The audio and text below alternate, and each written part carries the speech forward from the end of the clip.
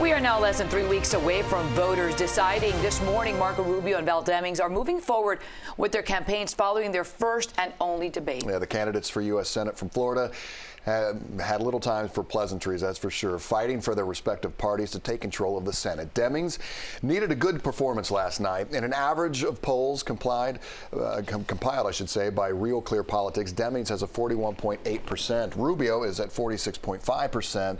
That's a lead of roughly 5 points for Rubio. And they both covered a lot of ground during last night's debate.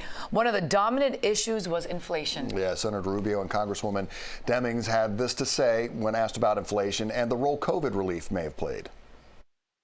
The first thing we have to start doing is stop spending that kind of money. We had already done 2 pandemic reliefs. This came on top of it.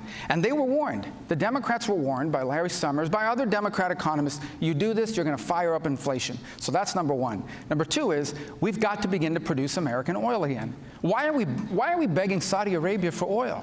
Why are we begging Venezuela and Iran for oil? We're producing 1 million barrels a day less on oil than we used to do just a couple years ago. Instead, we are depleting our reserves. No one planned the pandemic, but our response to it is everything. Individuals were hurting, families were hurting, businesses were hurting. We passed the CARES Act, which the senator supported. There were some problems in the CARES Act with the Paycheck Protection Program that you love to take credit for. Some say it was poorly written. Some say it didn't help the people that it was supposed to, didn't save the jobs that it was supposed to. There was a way to fix the problems in the PPP through the American Rescue Plan and help people that were in trouble. But you played politics. Abortion, another hot topic. The question was directed originally at Rubio, who was asked if he would support a federal abortion ban with no exceptions. I'm 100% pro-life, not because I want to deny anyone their rights, but because I believe that innocent human life is worthy of the protection of our laws.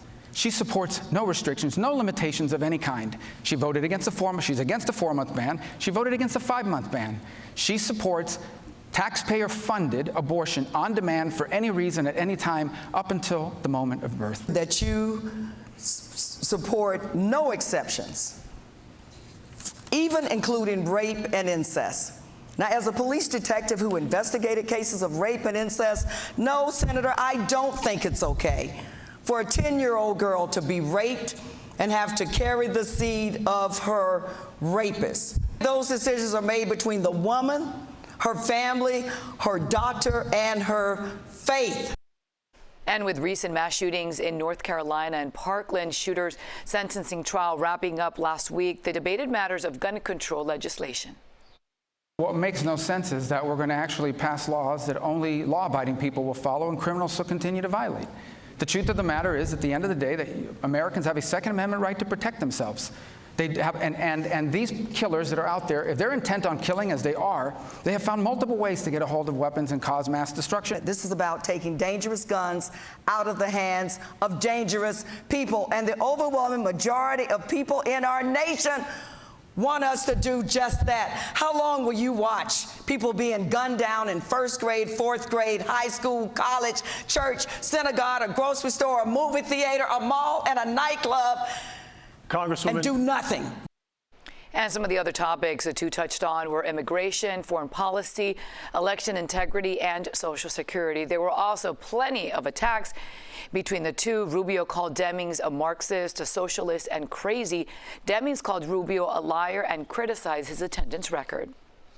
And looking ahead to Monday, it will be time for candidates for governor to go head-to-head. Governor Ron DeSantis and his Democratic challenger Charlie Crist will debate in Fort Pierce.